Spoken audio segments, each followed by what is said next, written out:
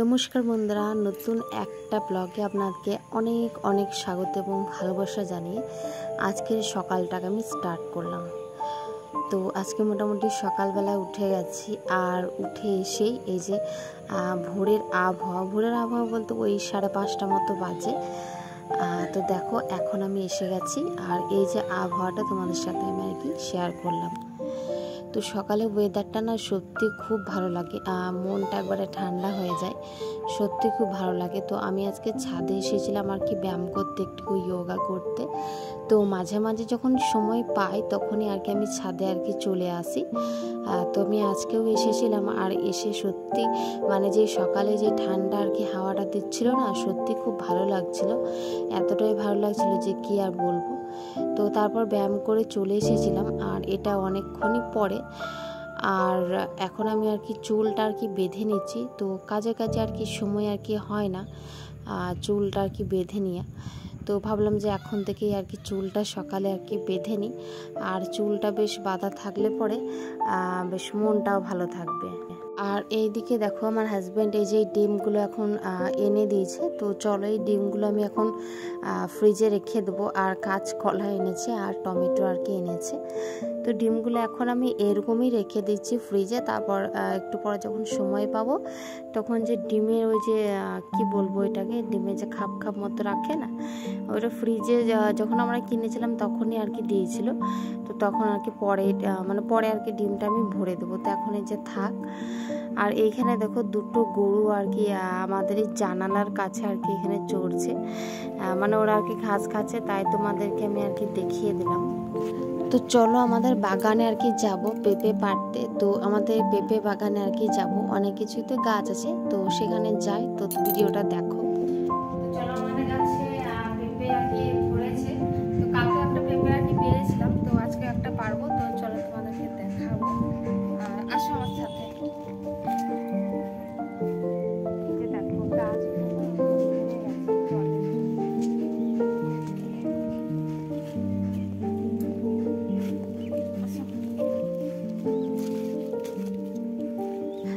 চলো আমাদের পেঁপে বাগানে তোমাদেরকে আর কি নিয়ে যাই। তোমাদের সাথে তো মাঝে মাঝে তো শেয়ার করা হয় যে পেঁপে বাগানে পেঁপে আর কি আমি পেরে আর কি নিয়ে যাই। তো ফার্স্টে একটা যে গাছটাতে গেছিলাম, তো ওই গাছটাতে না মানে ছোট পেঁপে ধরেছে। তো চলো যেখানে বড় পেঁপে আর কি ধরেছে, তো সেখানে সেই গাছটা থেকে আজকে মানে পেঁপেটা আর কি তুলবো। আর জানো তো এই পেঁপে গাছগুলো মানে অনেক কষ্ট করে লাগানো, মানে আগেও বলেছিলাম একবার অন্য একটা ভিডিওতে যে আমাদের যখন কল আর কি ছিল না, মানে জলের কোনো ব্যবস্থা আর কি ছিল না, তখন থেকে এই গাছগুলো আমার হাজব্যান্ড কিন্তু লাগিয়েছিল। আর জানো তো মানে জল বুইয়ে এনে, মানে পাড়ার একটা কল ছিল, তো সেখান থেকে জল আর কি বুইয়ে নিয়ে এসে তারপরে আর কি এইভাবে গাছে আর কি জল দিত। তো সত্যি তো মায়া লাগে, মানে এই যে এই গাছগুলো এত যে আমাদেরকে ফল দিচ্ছে, কিন্তু এই গাছগুলোকে ফল দেওয়ার কারণটা কি, মানে যদি যত্ন ঠিকঠাকভাবে আর কি না পেত তাহলে কি এতটা এইভাবে আমাদেরকে ফল দিতে পারতো না। তো সেই কারণেই। আর দেখো না কদিন ধরেই মানে বৃষ্টি হচ্ছিল। তো আমাদের না মানে 3টে পেঁপে গাছ, জানো তো মানে জানি না বাজ পড়েছে না 6টা আর কি লেগেছে, যেহেতু মেঘ আর কি ডাকছিল কদিন আগে। তো জানি না কি কারণে মরে যাচ্ছে গাছগুলো। তো সেই ছেঁড়া পাতাগুলো আর কি, মানে যে পাতাগুলো আর কি শুকিয়ে গেছে, তো সেই পাতাগুলো আমার হাজব্যান্ড আর কি পরিষ্কার করে দিয়েছে। আর ওই গাছগুলোতে জানো তো মানে পেঁপেগুলো একদম ছোট ছোট হয়ে গেছে। তো দেখি পেঁপেগুলো বড় হয় কি না হয় সেটা দেখাই যাক। গাছগুলো মনে হয় হবে। তো এই গাছটা না, এই গাছটার জন্য বলছি না, আরও দুটো গাছ আছে, তো সেই গাছগুলোর জন্য বলছি। তো দেখো এখানে না মানে পেঁপেটা আমি পারছিলাম ঠিকই, কিন্তু আমি নাগাল আর কি পাচ্ছিলাম না। তো দেখো কতটাই আমি চেষ্টা না করছি, কিন্তু সত্যি মানে হাতটা আমার যাচ্ছে, কিন্তু আমি মানে পেঁপেটা যে ধরে আমি আর কি পারবো, তো সেটাই আমি করতে আর কি পারছিলাম না। তো দেখো না, তার জন্য আর কি পেরে দিচ্ছে। পারো একটাই পারো।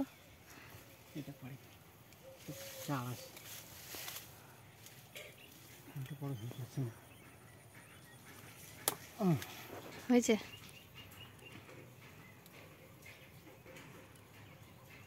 হ্যাঁ এই যে দেখো আরো কলা ধরবে, বুঝলে ডুবে থেকে নাও। আর এই যে দেখো এগুলো কিন্তু কুলেখাড়ার শাক, কিন্তু অনেক বড় বড় মানে কাটা হয়ে গেছে। এই যে দেখো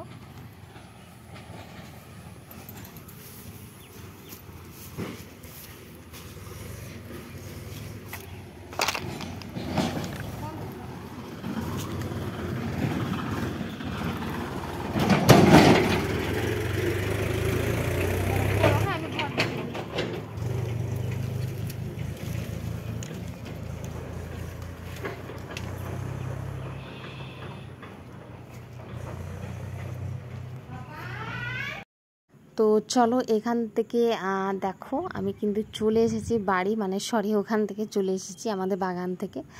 আর পেঁপেটা রেখে দিয়েছি। তারপরে এই যে দেখো মানে আমার হাজব্যান্ড আর কি পেঁপেটা আর কি কাটছে। তো ও আর কি বলছিল যে দেখো পেঁপেটা কিন্তু একটাও কিন্তু বীজ নেই। আর সত্যিই দেখো পেঁপেটার মধ্যে কিন্তু মানে দুটো পেঁপের মধ্যেই কিন্তু বীজ নেই। আর পেঁপেটা বেশ কতটা পরিষ্কার ভালো লাগছে, মানে দেখতে কতটা সুন্দর লাগছে। দেখো যে গাছের নিজের গাছের এইভাবে ফল আর কি পেরে খেতে কার না ভালো লাগে। আর মনে হয় পেঁপেটা আর কি বড় হতো আরও, তাই না বলো? তোমরাই জানবে সত্যি বড় হবে কি হবে না, এক একজনে হয়তো জানবে যারা আর কি গাছ আর কি লাগিয়ে থাকো, আর যাতে পেঁপে গাছ আর কি। সয়াবিন বড়ি দিয়ে আমি তরকারি বানাবো। তো এই পেঁপেগুলো আর কি সানা আর কি করবে বললো আমার হাজব্যান্ড। তো চলো এগুলো আমি ধুয়ে আর কি মানে সেদ্ধ করতে দিদি ভাতে। আর ভাতটা তো পুরো হয়ে এসেছে, কিন্তু হয়ে বলতে আর একটু হবে, জল আর কি দিতে হবে। তো চলো এই পেঁপেগুলো আমি আর কি দিয়ে দেবো।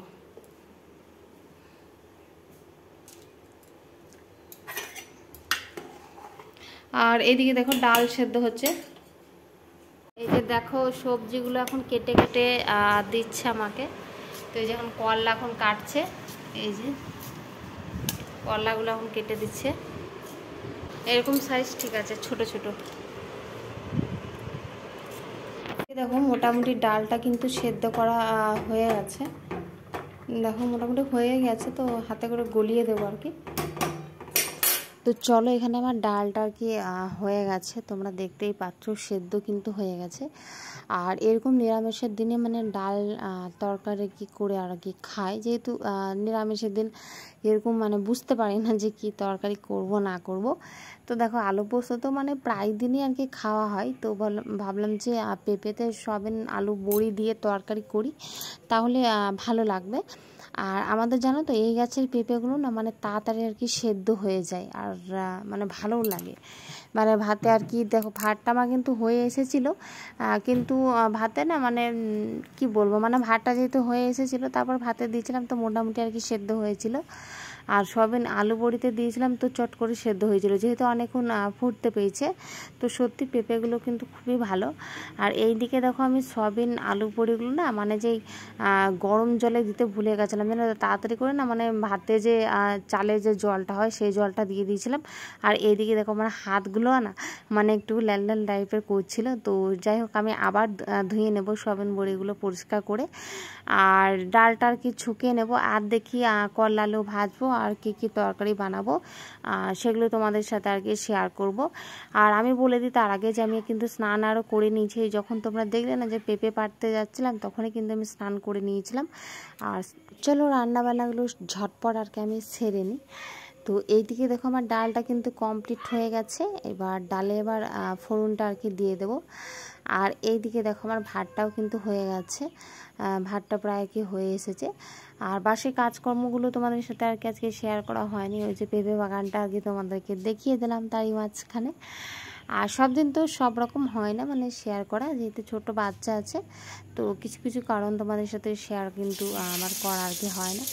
তো চলো যাই হোক, এইদিকে দেখো একটা শুকনো লঙ্কা দিয়ে দিচ্ছি। আর আমি জানো তো তরকারিতে না মানে বেশি কি বলবো ওই ঝাল আর কি দিতে পারি না। আর শুকনো লঙ্কা তো একবারই দিতে পারি না, মানে ওই একটা মানে অর্ধেক মানে এইরকম করে দিই। মানে মামামের কারণে আমি আর কি দিতেই পারি না, যেহেতু মামাম আর কি ঝাল আর কি খেতে পারে না। আর যদিও তরকারিতে মানে একটা আমি যদি লঙ্কা দিই না তাহলে ব্যাস ওকে ঝাল লেগে গেল, আর বারে বারে শুধু জল মানে খেতে আর কি খুঁজবে। তো সেই একটা ব্যাপার।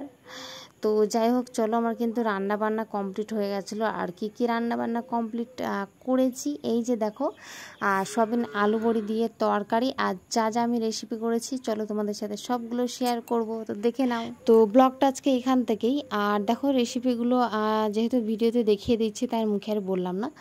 তো ব্লগটা আজকে এখান থেকেই। ব্লগটা যদি তোমাদের কোনো অংশে ভালো লেগে থাকে, তো যারা যারা আমার চ্যানেলটা আর কি সাবস্ক্রাইব করোনি, তো প্লিজ তোমাদের কাছে আমার একটাই হাত জোর করে রিকোয়েস্ট যে তোমরা আমার চ্যানেলটা অবশ্যই সাবস্ক্রাইব করে দিও এবং আমার পাশে থাকার তোমাদেরকে অনুরোধ রইল, যেহেতু আমি ভিডিও আর কি বানাই। আর তোমাদের কার কার আমার ডেইলি ব্লগ দেখতে ভালো লাগে বা তোমরা কেমন ব্লগ দেখতে চাও অবশ্যই আমাকে কমেন্ট করে জানিও। পরে আবার দেখা হচ্ছে অন্য কোনো ব্লগের সাথে। ততক্ষণে সবাই তোমরা ভালো থাকবে, সুস্থ থাকবে এবং নিজের খেয়াল রাখবে। পরে আবার দেখা হচ্ছে নেক্সট ব্লগে।